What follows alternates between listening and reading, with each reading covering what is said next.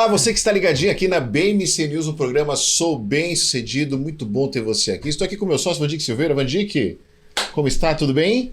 Olá, tudo bem? Boa noite a todos, Júnior. É um prazer enorme estar com vocês aqui. Esse é o nosso encontro semanal e nós sempre trazemos pessoas especiais que são bem-sucedidas em vários aspectos de suas vidas. Exatamente. A ideia é desmistificar aquilo que a gente reconhece como sucesso. Eu vou te falar, Vandique, esse cara que está aqui com a gente aqui, o cara... Não, eu sou fã dele, desde o dia que eu conheci. Sujeito sério, objetivo, sem blá blá blá, sem mimimi, que vocês vão ver quem que é. E além de tudo, uma pessoa que está fazendo um processo de se formar para assumir posições de liderança no Brasil. E o processo de formação, isso que é interessante, a evolução dele. Eu apresento ou você apresenta? Você apresenta, Bom, é honra. Eu tenho a honra, o prazer de apresentar para vocês Fernando Holliday. Fernando Holliday é muito mais do que apenas um político que está na Assembleia Municipal. Assembleia Municipal não, na Câmara Municipal. Ele foi um dos maiores líderes do que a gente conhece como a Revolução de 2013, que acabou culminando com a queda, o impeachment da Dilma. Foi um dos líderes do MBL,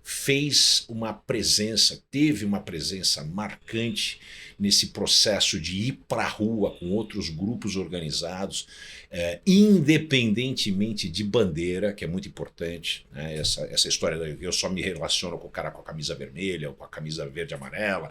Não, ele cruzou essas fronteiras e falou, a gente tem um assinte à democracia, a respeitabilidade do Brasil, vamos para a rua, vamos trazer os jovens, vamos trazer as pessoas de bem para que haja um movimento. Então, com isso, Fernando Holliday. Fernando, que bom recebê-lo aqui. Muito obrigado, é um prazer estar aqui com vocês no podcast, um prazer estar com toda a audiência aqui. Espero que tenhamos um bom papo. Vamos ter um bom papo, sim.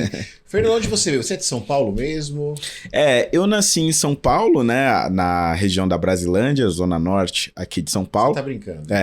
Vila Brasilândia. É mesmo? Eu nasci na freguesia do Ó. Caramba, eu nasci no Jardim Vista Alegre, mas Jardim Vista Alegre. Tenho muitos amigos lá. Olha só que legal. Mas a maior parte da minha infância mesmo eu fui criado numa cidade vizinha que é Carapicuíba, uma cidade periférica aqui da região de São Paulo, né, da Grande São Paulo. Que legal. E você, único filho? Exatamente. A minha história de infância ela é um tanto quanto confusa, né? Porque minha mãe era auxiliar de limpeza do hospital público, do hospital universitário da USP, e meu pai era um garçom. E fui criado, então, na periferia, né? Inicialmente na Brasilândia, depois em Carapicuíba, e a realidade que eu encontrei na infância, infelizmente, é aquela realidade da maioria de quem vive na periferia, né? Negro, pobre da periferia, que era cercado pelo crime, com uma educação de péssima qualidade. Só que alguns meses depois de eu ter nascido, o meu pai ele desapareceu, né? Ele foi fazer uma viagem para Minas Gerais, visitar alguns parentes, jamais chegou lá e jamais voltou para casa. Então eu tive que ser criado somente pela minha mãe. Foi um desafio muito grande para ela, imagina.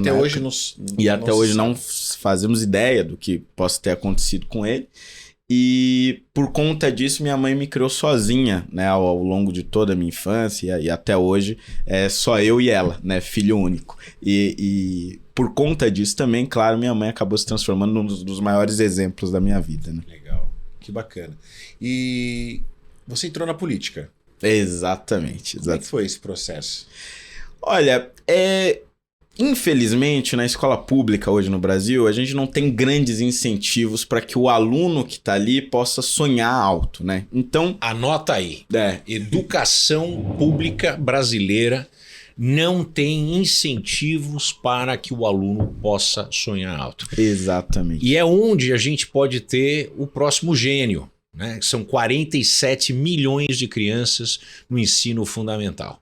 E digo mais, acho que a gente está perdendo vários gênios constantemente que simplesmente não são lapidados, né? São joias brutas, diamantes brutos que jamais são lapidados, jamais são descobertos e que são perdidos por conta dessa educação pública que não conversa com essa realidade.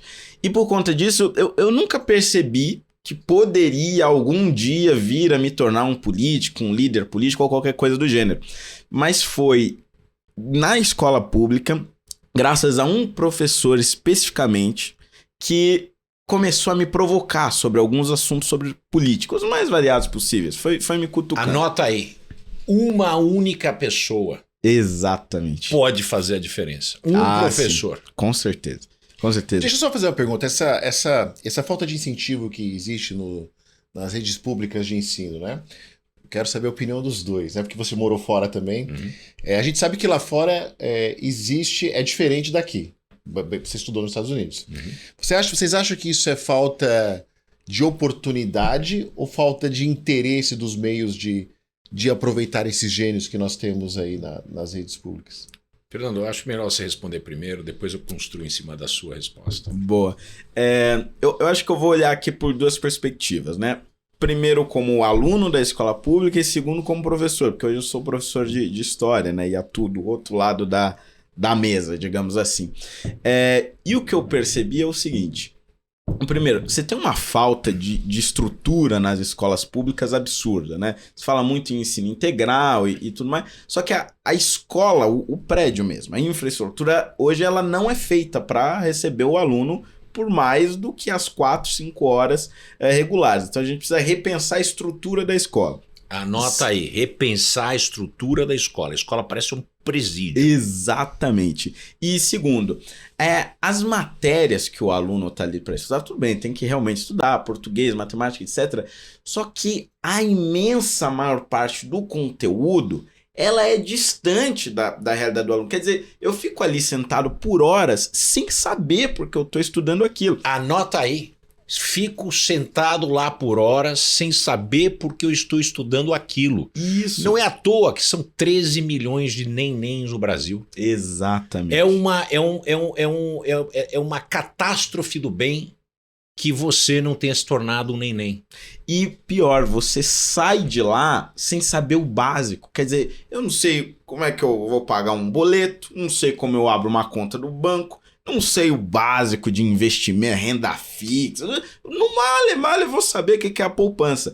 Então, assim, a vida real, ela não é ensinada na escola. O aluno ele não sai preparado para a vida real. A vida real A não produção vai ter trabalho essa estudada, não é ensinada na escola. A escola está alheia, alijada da vida como ela é. Lá fora é assim, Van Dijk? Não, mas tem... Não na maioria dos países, Tá. mas dentro de estruturas, por exemplo, dos guetos americanos, eu morei nos Estados Unidos 16 anos, dentro do gueto americano, dentro das regiões mais pobres, é muito parecido com o Brasil. Eu tenho que dizer isso para você. E é parecido também com relação à raça. A maioria do gueto, a maioria das pessoas que estão nessa condição de escolas públicas de baixíssima qualidade tendem a ser negras, tá certo? Um pouco dos latinos, mas existe uma coesão maior entre o povo latino do que o povo negro, né? Porque a língua, etc.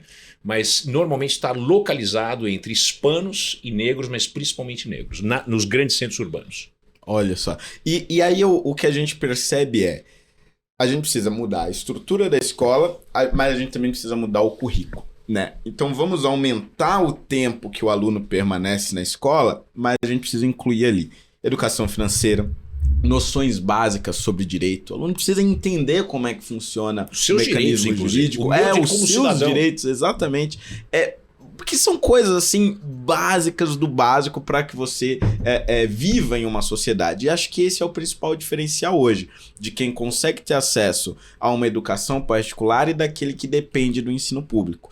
No ensino particular, você não tem só a escola ali, porque muitas vezes quem pode ter a escola particular também fora faz cursos complementares, tem acesso inclusive a ambientes culturais, quer dizer, você tem uma gama de fontes de conhecimento muito mais ampla do que somente a escola.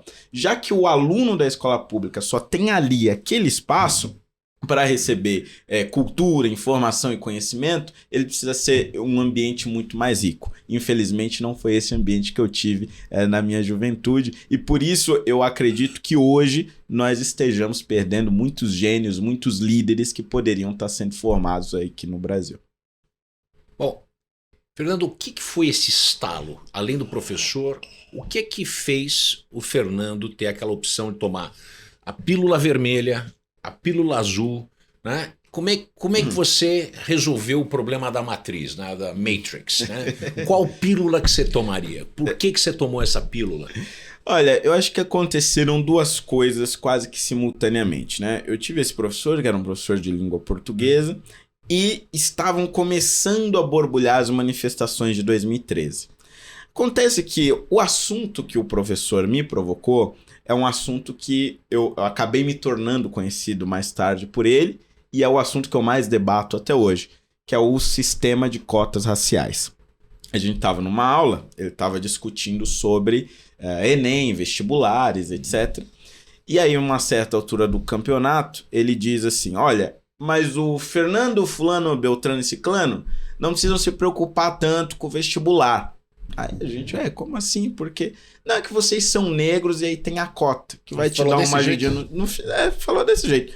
Aí eu fiquei meio assim, falei, como assim você tá falando isso? E ele falou num tom realmente para chocar e para nos fazer questionar. A ideia dele era realmente explicar as noções clássicas, né, do sistema de cotas raciais, de que houve a escravidão, os negros foram de fato durante muito tempo segregados da sociedade brasileira, não houve nenhum tipo de reparação. Isso criou uma dívida histórica que agora tentaria ser paga por meio de uma cota racial. Só que, mesmo com a explicação dele, eu não me convenci daquilo. Fui pesquisar mais sobre o assunto. E naquela época encontrei um autor chamado Thomas Sowell, que é um autor negro, norte-americano, economista, que tinha escrito um livro chamado, em português, Ações Afirmativas ao Redor do Mundo. E aí ele escreveu esse livro falando justamente sobre essas ações afirmativas, sobre essas cotas, e como ele acreditava que este não era o melhor caminho de superação de preconceitos. Eu concordei muito com Thomas Sowell e passei a entender melhor digamos, o espectro geral da ideologia que ele defendia, que era uma ideologia mais à direita e liberal.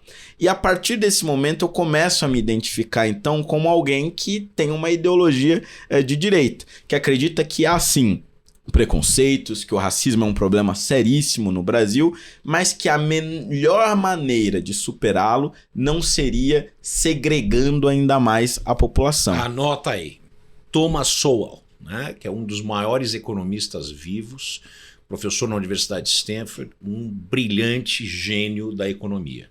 Muitos não escutaram. E anotem o fato do argumento do Fernando mostrar uma linha de raciocínio alternativa à narrativa que nós temos hoje no Brasil e no mundo, que seria a narrativa woke, associada com Black Lives Matter e a esquerda do espectro. Exatamente. E aí eu vou passar a compreender que o racismo ele é um problema atrelado ao problema social do Brasil, que não é a desigualdade em si, mas a pobreza, que é um problema gravíssimo hoje, principalmente com a qualidade da educação que as pessoas pobres recebem no Brasil. Isso é, dificilmente, embora não impossível, uma pessoa negra rica sofrerá os mesmos preconceitos e a mesma discriminação que uma pessoa negra pobre. Ou seja, o elemento da pobreza ele é um peso fundamental quando somado ao racismo. Logo, resolvendo o problema social, necessariamente eu vou diminuir o peso do racismo e o peso da discriminação. Portanto, eu passei a defender o sistema de cotas sociais com uma melhor solução do que o sistema de cota racial. E a partir disso, claro, eu vou adotar todo o pacote liberal de ideologia, com redução de impostos, incentivo ao empreendedorismo, etc. e tal. E vem as manifestações de 2013. Ou seja, quando elas começam, eu já criei essa consciência de uma direita liberal, entendendo, portanto, que aquele governo, que era o então governo da presidente Dilma Rousseff, estava com a sua ideologia mais à esquerda, prejudicando justamente a superação desses problemas sociais e prejudicando a nossa economia. A partir daí que vem esse estalo político, digamos assim? Esse assim? estalo foi brilhante e eu conheci nos meus estudos nos Estados Unidos, eu conheci alguns negros americanos que entenderam isso da mesma forma que você entendeu e que foram fazer, eu estudei com alguns que fizeram PhD em economia junto comigo, exatamente alinhados a isso, porque eles entenderam que eu, negro pobre, sou discriminado, mas eu, negro rico, eu me entendo com a população branca dominante dos Estados Unidos. Tanto é verdade que nos Estados Unidos e no Brasil, a maior parte do preconceito não acontece na classe A, acontece na favela. Tem mais negro na favela que nos Estados Unidos e no Brasil, mas existem muitos negros e muitos brancos pobres na favela. Na favela, brancos e negros se dão bem, se relacionam. E muitas vezes se relacionam bem ao redor de atividades criminosas. Não importa o que você faz. Existe uma coesão social lá. E essa coesão social, ela começa a ser desfeita, né? Porque quando você se aventura para fora do gueto, você é mais fácil de ser reconhecido o negro pobre do que o branco pobre. E aí, na sociedade, você recebe isso aqui. Mas lá em cima, de novo, é como se fosse uma elipse. Sim. Lá em cima, o negro pobre, o negro rico com o branco rico não tem importância. Se o cara, que raça que o sujeito é. A condição econômica predomina o preconceito racial. Exatamente. E olha só que coisa interessante. Um dos sociólogos que estudou a questão do negro no pós-escravidão no Brasil foi Florestan Fernandes. Um sujeito bem de esquerda, inclusive mais tarde seria um dos fundadores do PT, mas ali no início da década de 60, na verdade, final da década de 60 e início da década de 70, ele escreve um livro que seria a sua tese de doutorado, que era A Inclusão do Negro na Sociedade de Classe.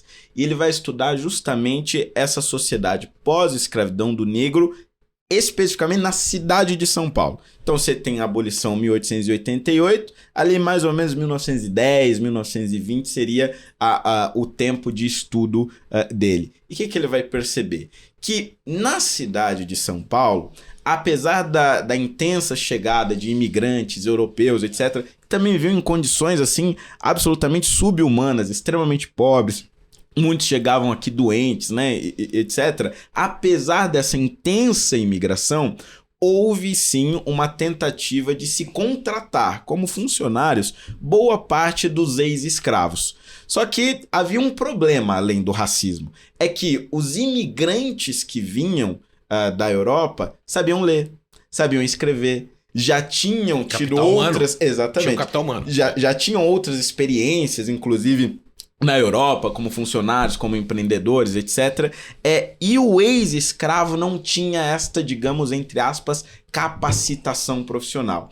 Ou seja, boa parte da exclusão dos negros no Brasil se deu justamente não só por conta do racismo, mas por falta de uma educação ou de uma formação mínima para que eles conseguissem andar por conta própria. Hoje, um dos maiores processos regressivos sociais é a escola pública. Exatamente. A escola pública tem uma predominância de negros e ela tem uma estrutura que evoca conhecimentos que são, eu sempre apelido de fidalgos. E não quer dizer que eu acho que o branco ou o negro rico que estão na escola privada tem mais direitos. Mas por serem ricos e sermos pragmáticos, o tipo de educação de um sujeito branco, negro, azul, seja lá o que for, que é rico, ele pode se dar o luxo de aprender, eu sempre uso o exemplo, né, que foi Sá de Miranda, na Torre do Tombo, que inventou o barroco português. Né? Eu até embora do Brasil para os Estados Unidos, eu aprendi isso. Como eu vim de uma classe social alta, eu vim de uma família rica, eu aprendi isso, tudo bem.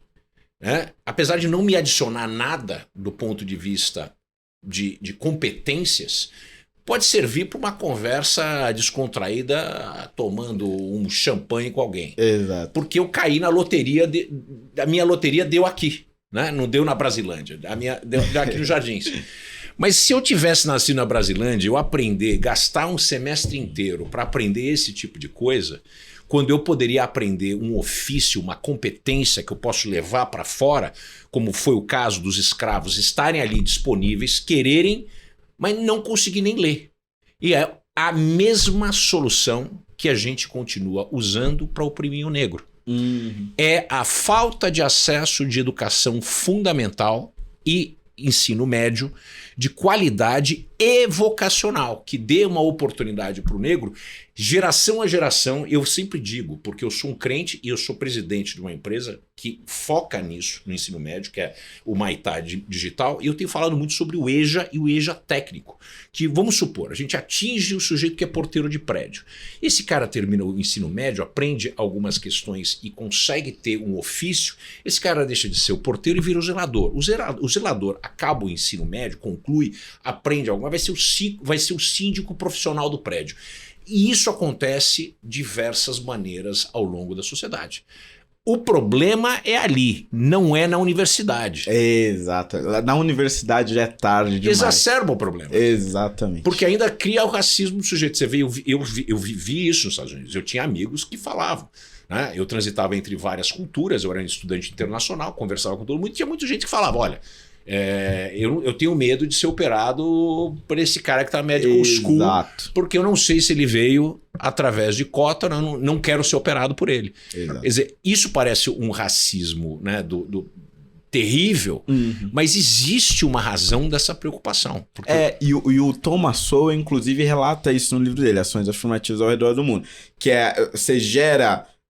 este medo do médico que é formado pela cota, seja ele traz alguns exemplos da Universidade do Texas, da Universidade da Califórnia, onde professores que eram contratados por meio de cotas, então eram professores negros contratados nessas ações afirmativas, e que nas grandes pesquisas, as pesquisas realmente importantes das universidades, que gerariam artigos científicos, etc., esses professores contratados deste modo eram excluídos dessas pesquisas, porque tinha-se dúvida se eles realmente eram capazes. E o pior de tudo é que muitas vezes o sujeito é extremamente capaz, só que o modo como ele entrou, o modo como ele foi aprovado, o modo como ele foi contratado, pode ser fundamental para que lá na frente ele sofra esse tipo de preconceito. O assunto aqui tá bom hoje, hein? O assunto tá bom, mas olha só. Não, ele é brilhante. Não, brilhante. Ele é brilhante. Brilhante. Eu vou te falar. Eu já disse, eu me ofereço gratuitamente. Eu quero ver você presidente da República. Tá certo? Eu me ofereço gratuitamente para ser um assessor gratuito. Eu não recebo dinheiro de governo de nenhuma espécie. Eu sou independente. Mas eu confio nesse cara, acredito nesse cara. Eu participo como economista no que eu puder agregar. Eu estou à sua disposição, compromisso feito publicamente. Olha só, pega essa gravação aí, guarda. Vou pedir esse corte. Mas olha só, você quer ser bem sucedido em todas as áreas da sua vida? É fácil. É só pegar o QR Code aí. Só pegar esse QR Code. Você coloca a sua câmera no seu celular. Você vai cair em contato com a Keila. E lá você vai ter, sabe o que? Um presente da BMC News. Uma semana de mentoria com o Vandic Silveira, comigo e mais 10 especialistas, uma semana na faixa de graça para você que é telespectador, ok? Antes de ir pro intervalo, eu vou ver a dica do Dunga de hoje. Fica atento a essa dica aí, tá bom? Que tenho certeza que vai edificar você. E vamos pro intervalo, daqui a pouco a gente volta aqui com o Fernando, que tem muito mais novidade para vocês. Vamos lá, para a dica do Dunga. Olá, Júnior! Olá, Vandic! Que alegria estar mais uma vez com vocês aqui no Sou Bem Sucedido. Uma alegria mesmo poder falar com vocês. E essas dicas estão sendo muito importantes, inclusive para mim, porque está me obrigando a também fazer uma análise sobre a minha vida. Hoje eu quero falar para vocês sobre a têmpera. A têmpera. Um processo doloroso para o material. Nós sabemos que nós não estamos preparados totalmente para todos os desafios, para sermos usados verdadeiramente como ferramentas próprias para determinado tipo de trabalho. Precisamos passar por processos dolorosos na nossa vida, como, por exemplo, a têmpera do material. Eu me lembro, os primeiros 12 anos da minha vida profissional foi como supervisor de manutenção mecânica numa fábrica de papel. Aliás, uma das primeiras fábricas de papel da América do Sul. Quando eu precisava de uma ferramenta especial, aquelas ferramentas que a gente não encontra no mercado, eu ia no pátio do material, pegava ali um pedaço de ferro, tecnicamente falando um aço 4340, popularmente conhecido como um aço doce, é aquele aço que ele se permite ser moldado. Eu levava a fresa, o torno, a plana, a furadeira, e ele tinha aparência, por exemplo, de um martelo. Mas se eu colocasse um cabo, eu não poderia usá-lo, porque ele não tinha a dureza brímel o suficiente para ser usado como ferramenta.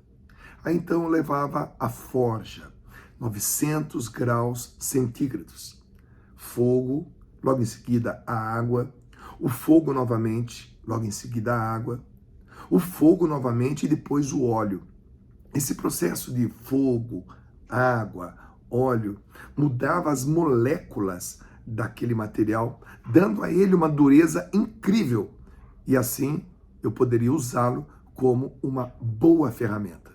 Ele não iria se deformar. Assim também somos nós.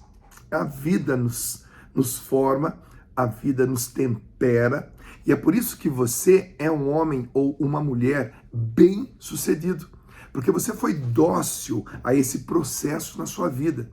Eu tenho certeza que o atual momento da sua vida, por mais doloroso que seja, ele faz parte desse processo. E muitos agradecerão, porque você se tornará uma grande ferramenta para que muitas pessoas possam usufruir do melhor de você, porque você, para elas, é muito importante. Grande abraço, Deus abençoe o dia de vocês e que a gente possa se encontrar em mais um Bem-Sucedido aqui. Valeu, galera, um grande abraço.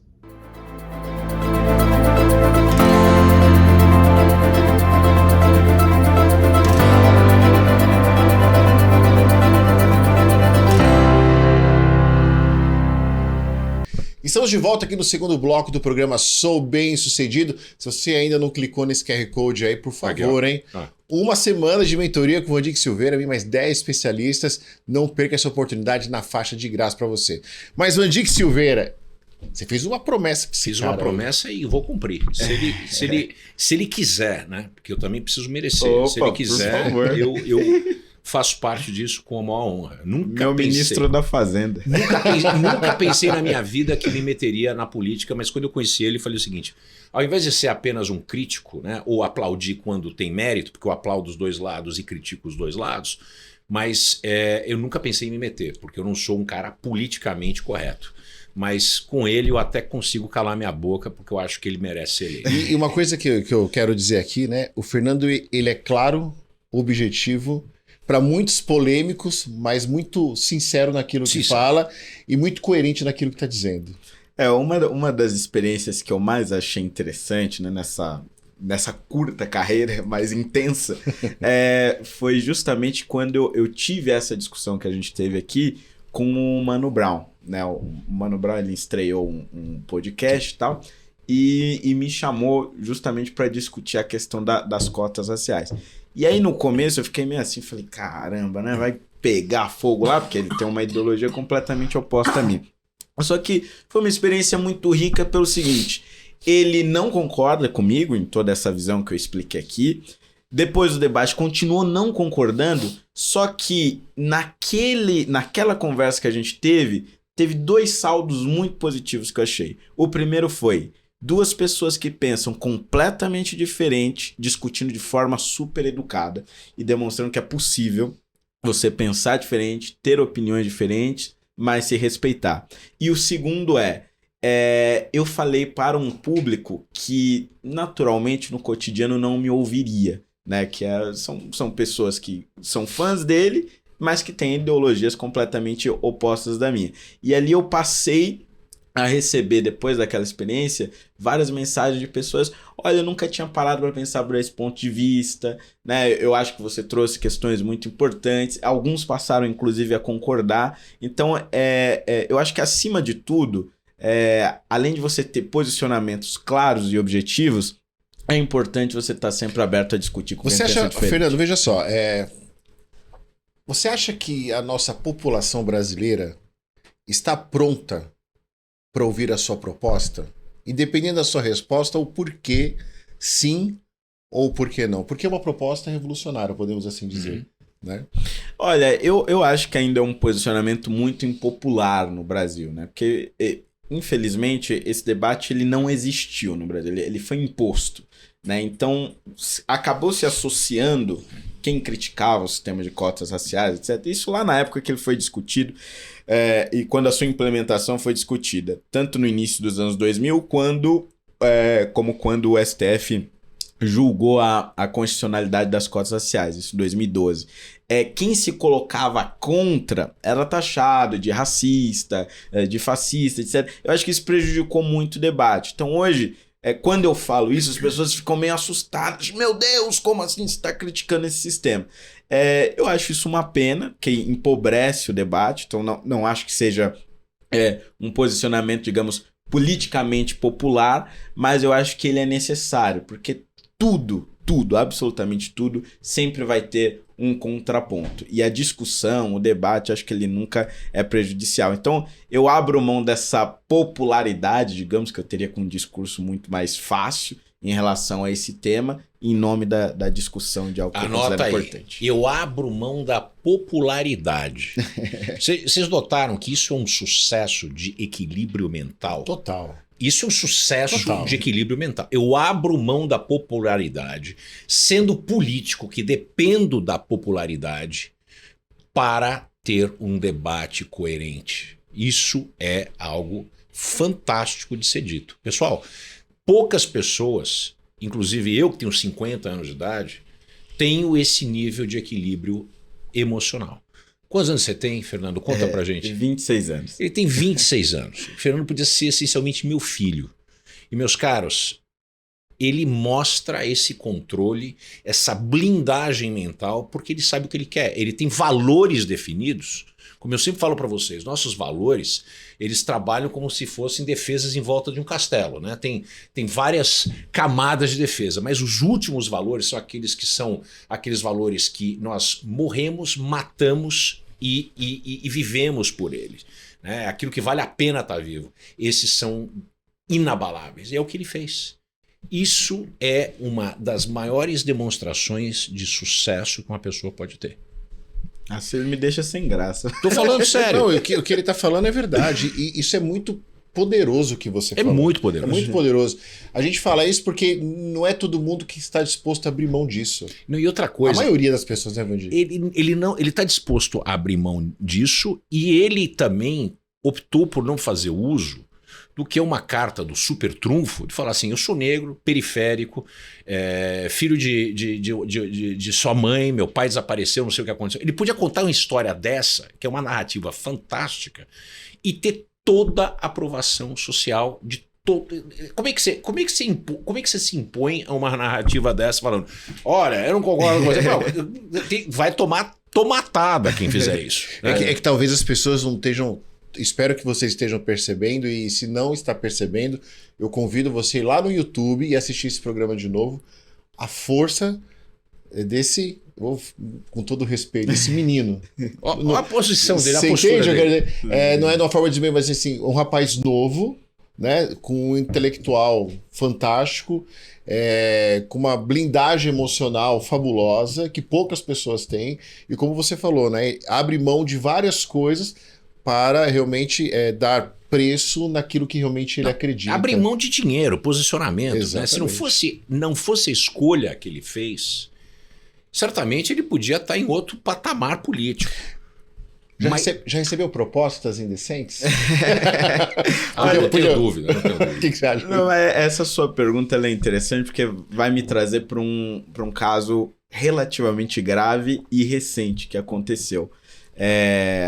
Eu sou vereador desde 2017, né? Fui eleito em 2016, tinha 19 anos na campanha, mas quando eu assumi o mandato já tinha 20. Então, fui o mais jovem vereador da história de São Paulo. E cheguei com uma posição muito firme, né? Combatente e tudo mais. E acho que por isso, nos meus primeiros 4 anos como vereador, não vi nem sombra de atos ilícitos, de corrupção, etc. Só que aí no início de 2021, e essa história eu só posso contar ela em partes, porque algumas coisas ainda estão desenrolando. Mas eu recebi uma proposta assim de corrupção de um ex-vereador. E o que acontecia? Os vereadores em São Paulo, eles têm as chamadas emendas parlamentares, né? Que são nacos do orçamento, que o vereador pode destinar para onde ele quiser. No caso de vereadores de São Paulo, são 5 milhões de reais por vereador. E aí esse ex-vereador tinha perdido o mandato, não tinha mais essa verba à disposição, me chamou para tomar um café e tal, disse que tinha uma proposta para me fazer. Na época eu seria candidato a deputado, e ele disse, olha, eu tenho um meio para você conseguir arrecadar mais rápido o dinheiro que você vai precisar para sua campanha. E eu tonto, né, achando que ele ia me apresentar doadores, etc. Ele demorou para contar, mas em resumo ele disse que eu deveria destinar todos esses meus 5 milhões para verbas culturais, realizar shows, espetáculos e tudo mais.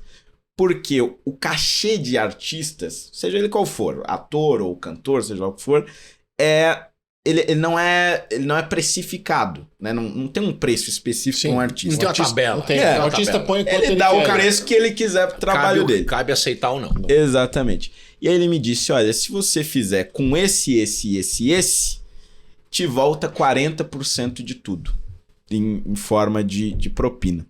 Eu fiquei meio chocado, porque era a primeira vez que alguém tinha me falado abertamente de um esquema. A pessoa fica desarmada. Eu sofri uma dessa em Brasília. Pois é. E aí você fica meio assim, sem saber o que fazer e tal. E aí a minha reação foi falar, vou pensar, te retorno e tal, meio que fugindo do assunto. Na época, eu falei com a minha equipe jurídica.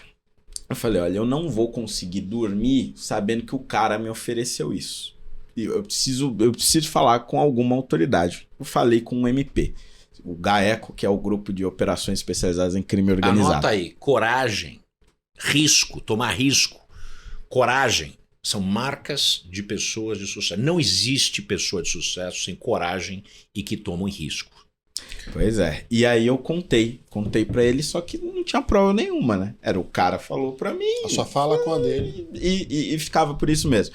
E aí é que a coisa começou a ficar pesada, porque me disseram o seguinte, olha, a única forma, se você realmente quiser fazer, é uma ação controlada. A ação controlada é o quê? Uma escuta. Quando você continua a conversa ilegal com uma escuta para que o MP, a polícia, enfim, descubra como é que o esquema funciona. E aí eu topei, foi autorizado por um juiz. Eu fiquei alguns meses gravando conversas, etc. Não posso trazer os detalhes de tudo, mas o ponto é o seguinte, eu só estou podendo contar isso porque 1 ano depois vazou para a imprensa que eu tinha sido flagrado tentando fazer um esquema de corrupção. E aí eu tive que explicar para o jornalista que eu não tinha sido flagrado. Na verdade, eu estava no meio de uma ação controlada, autorizado pela justiça e tudo mais. E aí, o caso não ganhou uma grande repercussão, mas quem foi denunciado ficou sabendo. E a partir daquele momento eu comecei a receber diversas ameaças. Por quase 1 ano, eu tive que andar com escolta da Guarda Municipal, por pedido do Ministério Público, e com um colete à prova de balas, porque o sujeito que eu tinha denunciado também era investigado por envolvimento com organizações criminosas armadas, né? Entre elas o PCC. E aí, por conta disso, a minha segurança ficou em risco. Inclusive, eu não sei hoje se eu estou completamente em segurança, mas fato é, eu não sei se eu faria isso de novo, sabe por quê? Porque tá todo mundo solto. Não aconteceu nada. Anota aí. Corrupção endêmica permeando todas as instituições associadas brasileiras, as instituições que investigam, as instituições que prendem, as instituições que mandam prender, porque também quem prende não é quem manda prender, que também está muito envolvido nesse tipo de coisa. Quem manda prender, você sabe o que eu estou falando. Você sabe o que eu estou falando. Deixa eu beber água. Todo mundo envolvido no negócio e a pessoa idônea, a pessoa que mostrou coragem, heroísmo de tentar fazer um país melhor, o que acontece? É ele que está com a cabeça a prêmio, andando com escolta e um colete à prova de bala. Essa é a razão que isso aqui não funciona. Pois é. Isso sendo que em 2018, quando eu fui relator da reforma da Previdência do município, 2 tiros foram disparados contra a minha janela. Sendo que um deles... Em casa? Na janela do gabinete da Câmara. Sendo que um dos tiros passou a 10 centímetros da minha cabeça. Ô, louco. Sabe brincando, Fernando? E o cara que deu. Porque é no centro da cidade, a câmara, todo mundo vê onde é. Prenderam o cara, não viram o cara. Até hoje não sabem de onde veio o tiro. Olha pra você ver O prédio que tá na frente, obviamente. Pois é. O prédio que tá na frente. Exatamente. Eu até sei o prédio. Aí você me pergunta, mas interrogaram as pessoas, tem suspeito? Foi em 2018 o negócio Foi do tiro. perdido. Até hoje, nós estamos em 2023. Tiro perdido. Houve só um laudo da Polícia Civil, que foi o laudo da perfuração do vidro, e o laudo dizia, foi tiro mesmo. Só isso. Que absurdo, né, cara? É o país que a gente vive. É brincadeira. Eu acho que você é um sujeito de uma coragem imensa, é o que eu sinto. Mesmo com essa repulsa que eu tenho, que de vez em quando eu falo, puta, eu vou resolver, vou me envolver para tentar resolver isso. Eu penso duas vezes, que eu tenho filho, tenho esposa, tenho uma série de coisas, tenho família, né, estendida. E aí eu falo, puta, eu não posso me meter num negócio desse. Pois é. É muito triste, né? E a gente tá falando aqui, não é com todo respeito a todos os municípios do Brasil, mas nós estamos falando do maior município do país. Verdade. Né? O maior da América Latina. Quer dizer, é inconcebível que essas coisas aconteçam e Fernando, nada... com tudo isso daí que acontece com você, que aconteceu, mesmo você não querendo a popularidade, você fazendo aquilo que é certo, o que te motiva ainda hoje estar na política? Olha, as poucas diferenças ou as pequenas mudanças que a gente consegue fazer e que muitas vezes a gente acha que é pequeno, mas que faz uma mudança imensa na vida das pessoas. Por exemplo, eu fui autor do maior pacote de revogação de leis da história de São Paulo, que é uma coisa interessante, né? Muitas vezes o político ele é medido pela capacidade e quantidade de leis que ele consegue aprovar, mas não pela quantidade de leis que ele consegue eliminar, que eu acho que é tão importante quanto, ou às vezes muito mais. importante. Porque o negócio é o seguinte, nós tínhamos, e ainda temos, né, não consegui eliminar todas, várias pequenas legislações que geravam um problema muito grande, principalmente para pequenos empreendedores. E eu consegui um pacote de mais de 100 leis que foram revogadas. Vou dar alguns exemplos aqui, né? Você tinha uma lei que determinava o formato correto das lixeiras em todo estabelecimento comercial que vendesse, entre aspas, guloseimas. Então, se você tinha uma padaria e nas padarias você vendesse bala no caixa, a lixeira da sua padaria ela tinha que ter um formato retangular, inclinado para dentro e com várias especificações. Se você não tivesse lixeiras nesse formato, você levava multas de R$ 1.200 por lixeira irregular. Aí você tinha vergonha. a lei da lavagem das laranjas. Essa é ótima. Se nas padarias ou qualquer lugar que vendesse suco de laranja, as laranjas, ainda com a casca, não fosse lavada em água corrente com movimentos circulares, multa de R$ 1.800. Para tudo. E aí reincidência mais 3.000, mais 6.000, não sei o quê. Aí tinha o tamanho da mesa de bilhar e várias outras coisas que deveriam seguir determinados padrões que não fazem o menor sentido. Claro. Não era por segurança, não era por nada, porque... Alguém se beneficia dessa porcaria. Exatamente. Porque aí o negócio é o seguinte, o fiscal chega lá, mas essa laranja você não tá lavando direito. Vai você provar que tá lavando a laranja? Não tem como. Impossível. E aí o fiscal fala, ou você me dá um jeito de provar que você tá lavando a laranja direito, ou você me passa pra cá tanto. Era assim que funcionava. E ainda é assim, né? Então, o que a gente fez? A gente juntou essas leis e convenceu os vereadores a revogar. Foi simples? Não foi. Por quê? Porque o sujeito que tinha aprovado a lei, alguns anos antes, estava lá ainda como vereador. Ou o pai dele estava, ou o tio, ou a mãe, ou o papagaio, sei lá o quê. E aí você tinha que convencer o cara de que aquela lei que ele ou algum parente tinha aprovado estava fazendo mal para São Paulo, não bem. Por isso que eu protocolei em 2017, mas só consegui aprovar em 2020, porque são 55 vereadores. Tira eu 54 de convencer 54 vereadores de cada uma daquelas leis que não prestavam para nada e que ainda atrapalhavam a vida das pessoas. Bom, depois de nós revogamos, e até hoje eu recebo comentários e parabenizações, agradecimentos de pequenos comerciantes, a maior parte deles é realmente pequenos, né, que são da periferia, só tem um negocinho, Muitos etc. deles são são parte do programa Sou Bem Sucedido. Pois Eles estão buscando sucesso. Exatamente. E aí me agradecendo. poxa, caramba, eu não sabia mais o que fazer, todo mês vinha um fiscal aqui por causa dessa regra, por causa daquela regra, etc. E aí a gente eliminou. E veja, parece que é um negócio pequeno, né? Tipo, a lei da laranja, pô, mas pra aquele cara faz toda a diferença. R$1.500 ele tem uma regra mais. Cara, pra ele comprar o sujeito, faz a diferença. Eu tenho um paciente, uma pessoa que cuida da carreira dele, né? Mas ele não é desse estado. Ele estava 1 ano tentando abrir o novo consultório dele. Por causa de 3 centímetros do seio pra cá, 3 centímetros pra lá, ou isso, aquilo, não aprova varar, não aprova. E coisas assim bobas que se pode resolver, mas em busca daquilo que você estava dizendo. É a la mordida, como fala no México. 1 ano. No México é a mordida, tá todo mundo mordendo. Pois é, então são essas coisas que me fazem ainda ter algum gosto por política. Mas para vereador, acho que eu já cumpri a minha missão, então não serei mais candidato a vereador. E agora o que você tem pra gente? Quais são os planos para os próximos 5 anos? Olha, eu pretendo continuar aí, assim que acabar o meu mandato, né, entre 2025 e 2026, continuando o meu ativismo por meio das redes sociais, continuando como formador de opinião, comentarista, faço comentários em vários canais, etc.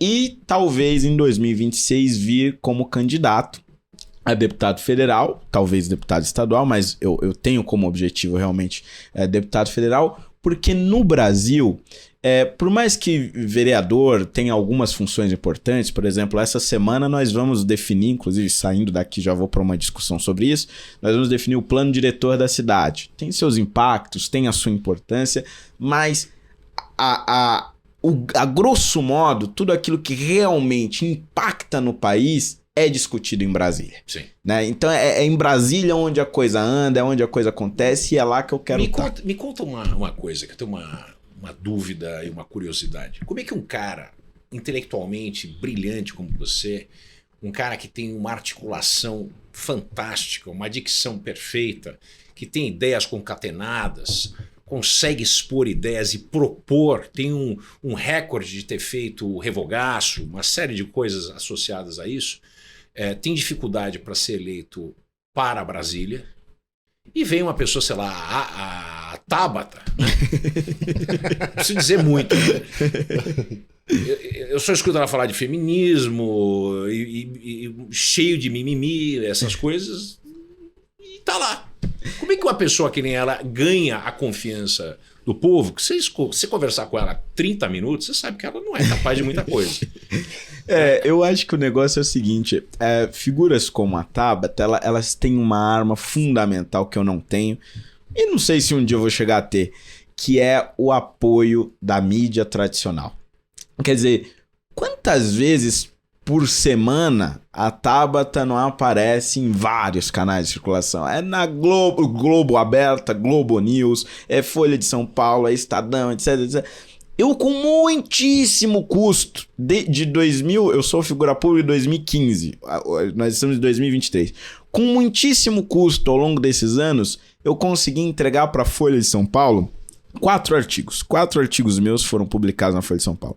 A Tabata escreve quase que por semana lá. Então, ela consegue alcançar muito mais pessoas graças ao apoio da mídia tradicional, que parece gostar desse discurso que é muito mais palatável, desce mais fácil. Agora você vai botar um cara como eu que tem posições polêmicas, meu Deus, o cara é contra a cota racial, Jesus, ela fala a respeito de distribuição de mods, tá certo? Gratuito. A preocupação dela é mods, né? Exatamente. Quando a gente tem coisa... Não que direito menstrual não seja uma coisa relevante, claro. Sim. Agora, na hierarquia de prioridades que o Brasil tem, isso é um assinte levantar um negócio desse como algo para ser debatido em Brasília. Pois é, mas é aquela coisa, né? Ela fala o que a mídia quer ouvir ou ela, digamos, canaliza para a política o que esta mídia tradicional considera como importante. E aí é muito mais fácil alcançar mais gente, sendo mais fácil alcançar mais gente, é muito mais fácil. Você já imaginou um revogaço em Brasília? Já, inclusive essa era uma das minhas propostas, né? Como candidato, eu fui candidato em 2022 a deputado federal, perdi. E uma das minhas Obrigado. E uma das minhas propostas era justamente essa: fazer um revogaço. E claro que Brasília seria muito mais complexo, né? Porque no município dá pra você juntar tudo num bolo e tocar o barco. Agora em Brasília teria que fazer por áreas, né? Então um revogaço na área tributária, um revogaço na área do consumidor, muita gente não sabe, mas tem coisas no código do consumidor que mais atrapalham o consumidor do que ajuda, e assim por diante. E setorizando e fazendo um trabalho que ia demorar, evidentemente, mas acho que seria fundamental para uma revisão legislativa do Brasil. O fato de você falar de revogaço e na área tributária, você sabe qual é o total de 2022, o total, né, que a gente fez? A gente abriu mão de receita fiscal, né, para indústrias, muitas delas indústrias que não precisam de nenhuma defesa, além do fato de todas essas... Esse custo fiscal, esse gasto fiscal nunca ter sido avaliado sob a ótica de custo e benefício, são 462 bilhões de reais que a gente deixa se esvair sem ter a menor ideia do uso, se esse dinheiro, se abrir mão desse dinheiro, tem de fato algum efeito positivo para a economia brasileira. Nossa. São 462 bilhões. É muito dinheiro. Não estão procurando 150 bi para fechar a conta? Nossa. Que na verdade vai dar quase 200, 180, né? Sim. Porque não vai ter receita extraordinária, não vai chegar onde o Haddad quer. Eu posso explicar isso para ele, que não faz sentido o marco fiscal que ele propôs. E tem 462 dando sopa, que precisa ser revogado. Metade disso, numa canetada, acabou esse negócio. Regime especial aqui, não sei o que lá. Uma canetada, acabou com essa vergonha. Pois esse é um dos grandes problemas do Brasil, né? Que alguns estudiosos dizem também que é uma herança portuguesa, que é a ideia do patrimonialismo. A ideia de que o Estado é uma coisa... Nossa, quem tá no poder é ali que manda, etc. O que é dele e o que é do Estado pouco se diferencia. Isso tem um poder muito grande quando nós falamos dessas indústrias que têm, no fim das contas, bons contatos. Quer dizer, os amigos do rei acabam sendo beneficiados com subsídios e o Brasil como um todo acaba perdendo dinheiro a rodo, e aquelas áreas que realmente poderiam ser beneficiadas com algum subsídio, nesse sentido, e que realmente teriam um impacto positivo na sociedade brasileira, não são atendidos. Quer dizer, essa mentalidade de que se o sujeito é meu amigo, ele vai ter benefícios do governo, é o que acaba nos corroendo dia a dia. O engraçado nisso, Fernando, sabe o que é? Que Portugal, eu trabalhei bastante em Portugal quando morava na Europa, trabalhei com grandes empresas, a Galp, por exemplo, né, empresas importantes em Portugal. Não tem isso em Portugal. Então eles superaram e a gente... E para quem diz que esse negócio é insuperável, porque a gente gosta sempre de botar a conta, né, na conta do outro, né? Não na nossa conta, não, eu vou botar na sua conta. Portugal não é assim mais. Aliás, eu não acho que Portugal jamais foi assim. E a gente pega e culpa. Não, mas isso é herança portuguesa. E culpa lá o português. Coitado do português. E a culpa nunca é nossa. Nunca é nossa. A gente tem que olhar para o nosso umbigo e falar, cara, nós somos uma sociedade permissiva. Nós somos amigos do crime. Nós achamos que não tem nada errado eu pagar R$2.000 a mais para ter a minha carta de motorista sem fazer o exame. A gente acha que quando é com a gente não é crime, quando é com a gente não é corrupção, mas quando é com o outro é feio. E começa em casa esse exemplo. O cara que paga o bombeiro para dar o alvará, né? Exato, nas pequenas coisinhas. Pequena coisa. Isso é corrupção. E tá aí, e isso não é português. Em Portugal, eu trabalhei em Portugal, e eu vou dizer para vocês, um dos povos europeus com a maior retidão que eu conheci foram os portugueses. Mas assim, retidão e objetividade. Tudo aquilo que a gente fala do português, eu encontrei que não é de verdade. Olha só. Fernando, que alegria ter você aqui, viu? Olha, alegria foi um prazer te receber aqui. Fantástico.